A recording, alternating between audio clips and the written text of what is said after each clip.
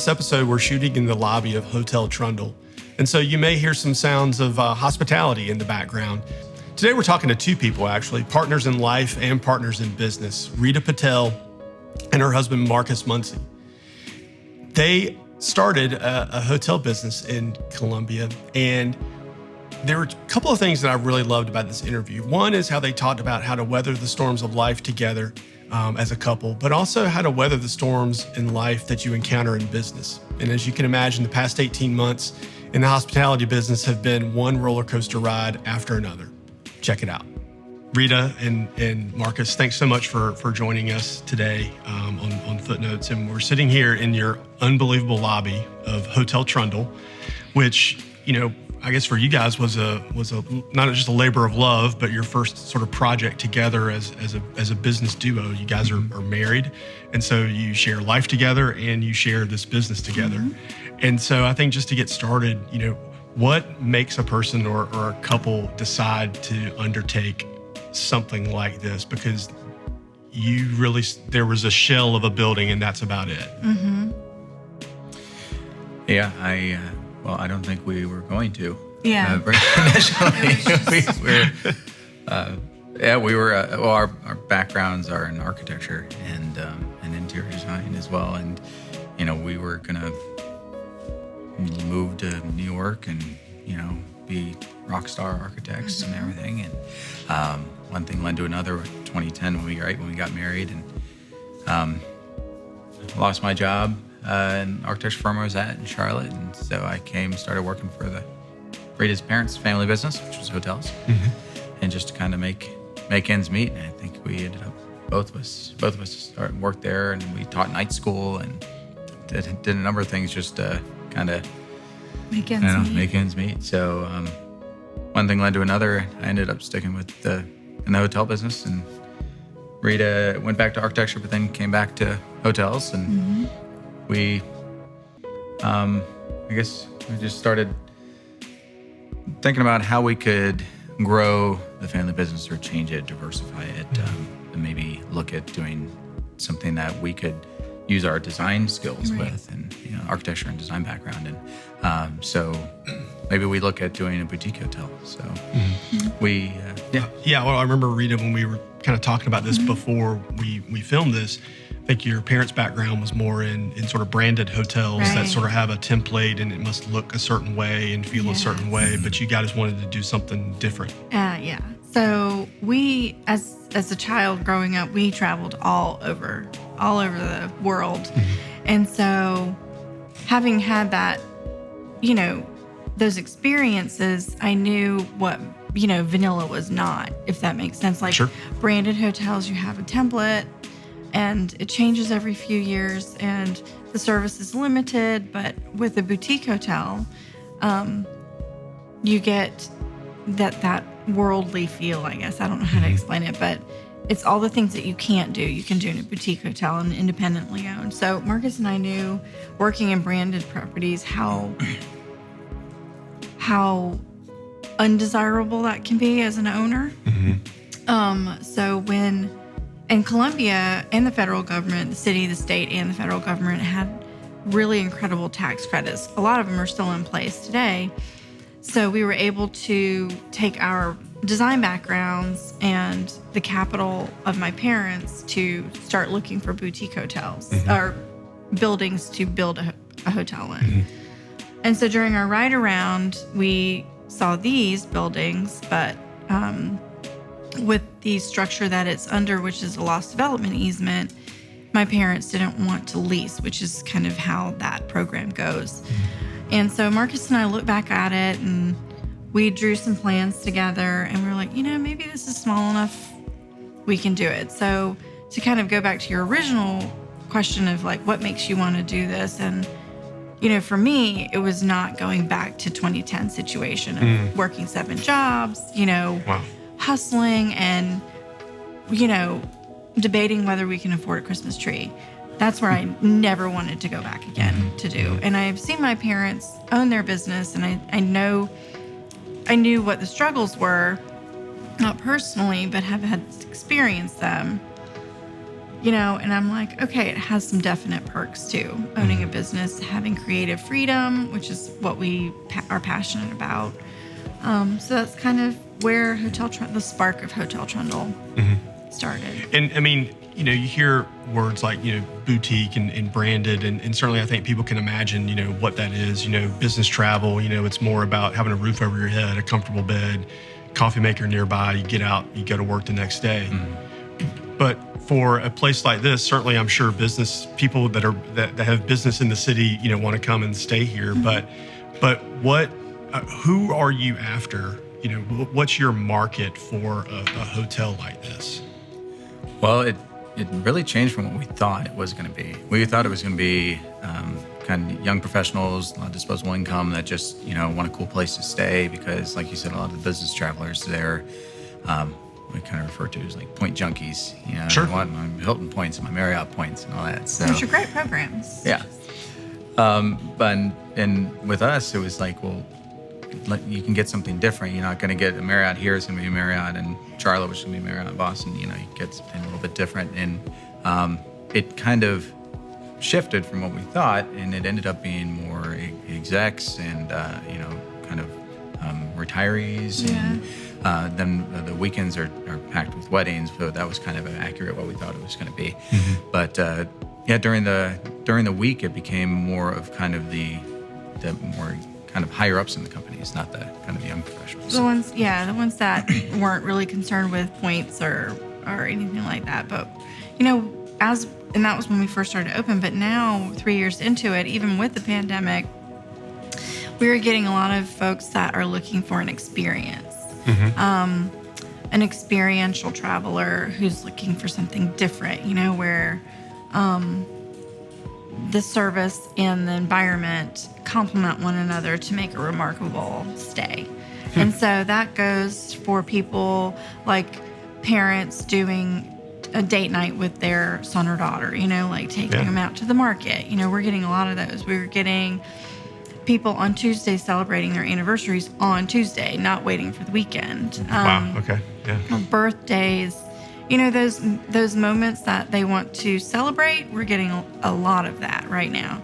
And I think that helped get us through a lot of the pandemic was a lot of staycationers. Right. A lot of staycationers that just we don't feel comfortable to take a big trip, but maybe just go for it. Those road trippers out of our markets, our feeder markets currently and have been for a while. We get a lot of business from Charleston, Raleigh, and I think that's kind of overflow from the NCAA tournaments that were here. Once people come into the city and experience it, they understand what we're talking about and kind of cut the noise of the stereotypes, I guess, and get to experience our city, which is beautiful. I mean, we have rivers, we have national parks, we have a beautiful, thriving Main Street district, and sometimes that gets thrown to the back of the line with all the other kind of things that are happening. But general category of stuff. Right, stuff. Yeah. Right, Yeah. exactly. So I think that, but we get people from Atlanta, Charleston, Greenville is a big market, Raleigh, and we enjoy having that. And then a lot of people traveling down the Southeast coast. So it's nice to see, and it's great to be part of that and be part of their journey because a lot of people are here for celebrations. So it's exciting to be part of that. And if you sit around in the lobby, you hear, it's Friday afternoon. Yeah, it's interesting to just kind of sit there and you hear their conversations. You're like, oh, how'd you find out about this place? Or I think just the other day, I was trying not to chime in and just kind of be a fly on the wall and hear what people talk about in the lobby and how they found out about us, and which is important for us too. Which Rita's done a great job of marketing the hotel and getting people in the door. Well, so it sounds like certainly there's marketing. You have to tell people who you are, where you are, what you're doing, show the visuals and things like that. And you guys are very active on social media, which is a table stakes these days. Yeah. But something you talked about when we were setting this up, and both of you, I loved the way both of you spoke about this, but the element of hospitality.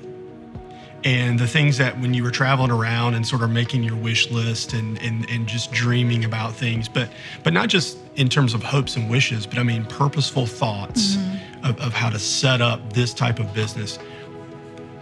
for the rest of us, tell us what hospitality really is and how you have incorporated that into this business. Yeah. So, I mean, a good way to compare it to every day or yourself or the listeners is like, how do you welcome somebody into your home?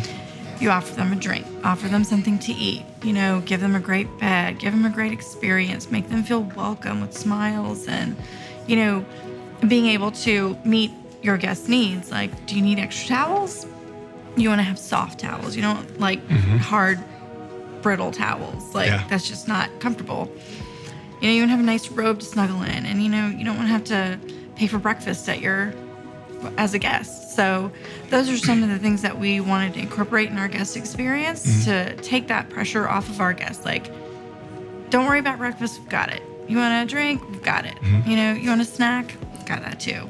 And, without the added cost of it, like ticking up, it's all, I guess, inclusive with, Right, but like you said, when you have a house guest, it's not like you charge them for breakfast in the morning. It's not like, you want to put your best foot forward. And so, is it easier said than done to build that into a business? Well, and I want to kind of comment on that is, like you mentioned about the branded hotels, that everything's so structured and the rules are so set in stone. So we knew from our experience in the branded hotels, like what didn't work, and what didn't work with some, like, for example, there's Holiday Inn and Holiday Inn Express, and the general consumer doesn't know the difference. They just kind of consider it the same. You get free breakfast at one, you don't at the other. So there's this confusion, right?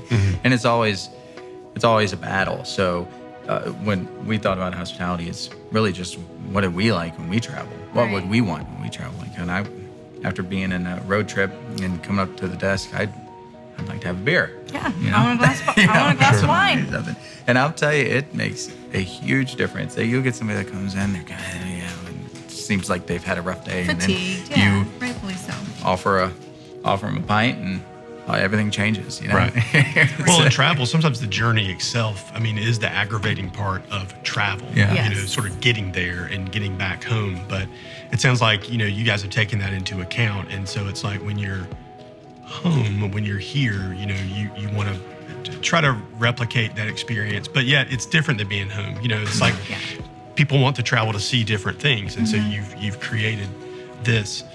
Something else that in our sort of talk before the talk, Rita, you mentioned that your mother had something that she said to you quite often that came to mind when you were doing this, and it was, let me get this right, it was never stop looking for a good opportunity. Yeah. Yes, I think about those words every day, and that's why Marcus and I are always have our ear to the ground about new opportunities, any way we can grow Hotel Trundle, improve our guest experience.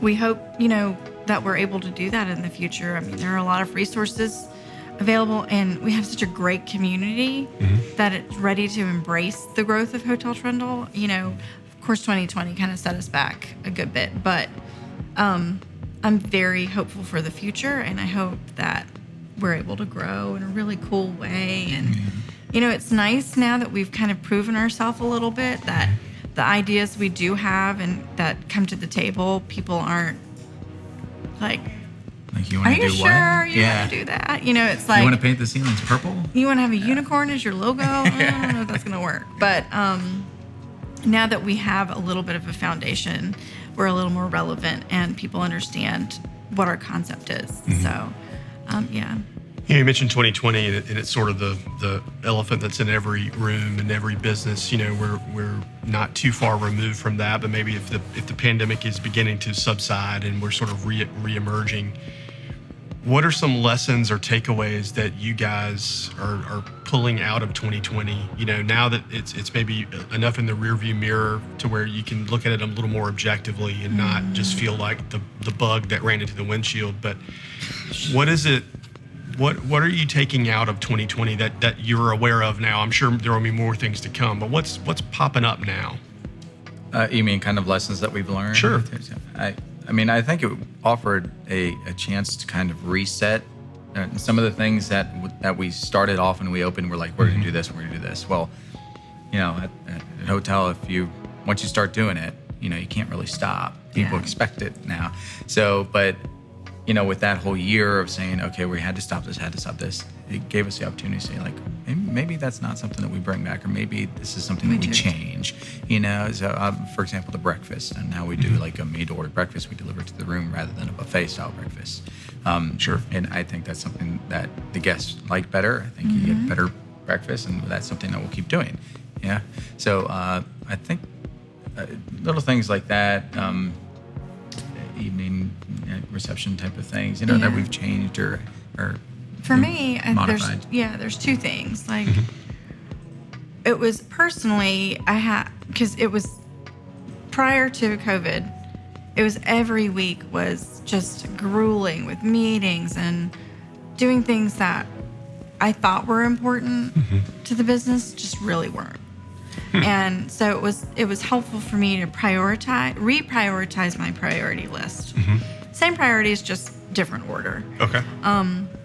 And so, like, now I'll have one day of evening commitments versus previously I'd have like 3. And so now I have more time with my family, which I thought I had a lot before, but now I really value it, really understanding what it means to be at home with your family. Sure.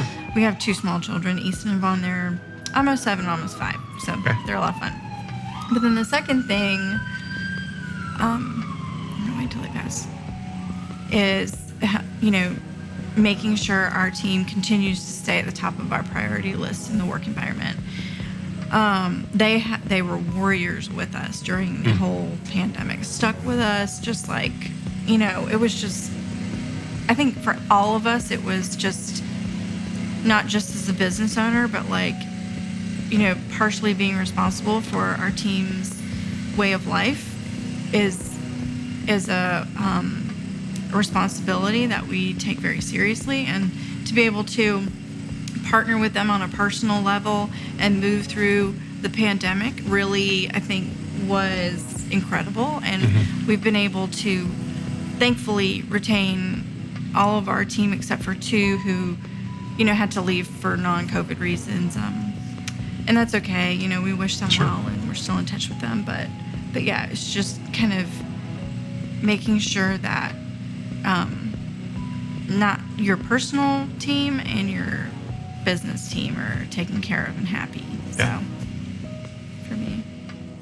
Yeah, we've heard that a lot from people that we've talked to on Footnotes, just that, that while there was so much initial shock and a lot of reacting you had to do to a new environment, a new set of rules, a new set of expectations, what are your customers, looking for? And it's sort of, I keep hearing the word reset over and over and over again. And it is pretty rare that you can get a reset and a redo, almost at the same time. And it's just been interesting to talk to business owners and hear their stories of doing that.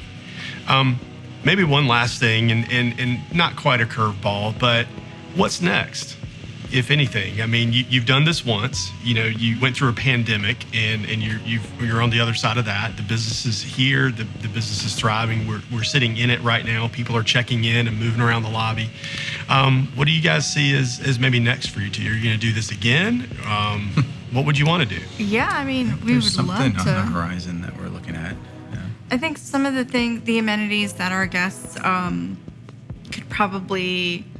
would really enjoy as part of the guest experience would be a little bit of food and beverage, more so than, our taps at the bar or at the reception desk. So maybe some food and beverage, maybe some more rooms, hopefully soon. We'll see, when the opportunity rises, You're always looking for it. We'll always look, and I think, we did try to tackle something, and then 2020 fell through. But right. I think everything happens for a reason. That one stung for a little bit. But that's okay. But yeah, so I think at any given point in time, Marcus and I are negotiating some kind of deal, whether it goes through or not. Along those lines, how do you know? I'm always fascinated to talk to people that of course they're looking for opportunities, and that's just kind of an instinctual thing, I think, for a lot of business owners, and that can manifest in different ways. But How do you guys, as a team working together, know what to say yes to? That's that's a deep question. Yeah.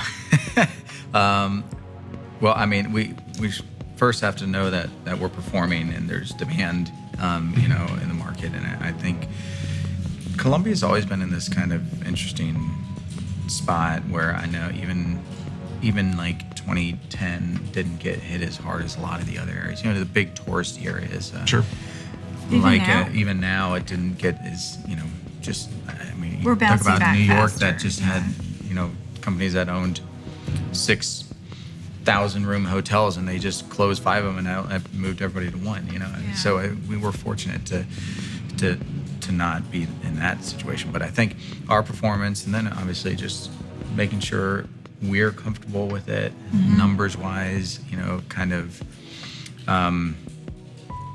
just the guest process, like how they might get from point A to point B. Is it a complete other project? Is it like adding additional rooms somehow?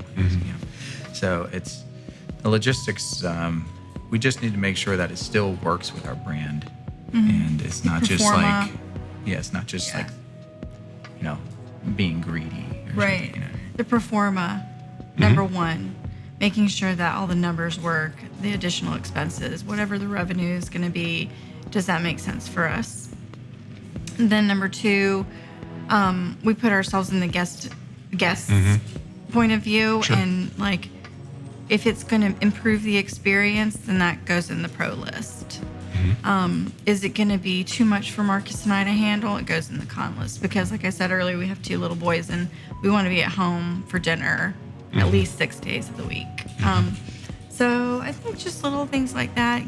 Marcus and I have our personal goals, like what do we want from Hotel Trundle? One of them was to show our children the world and travel as much as we can. 2 was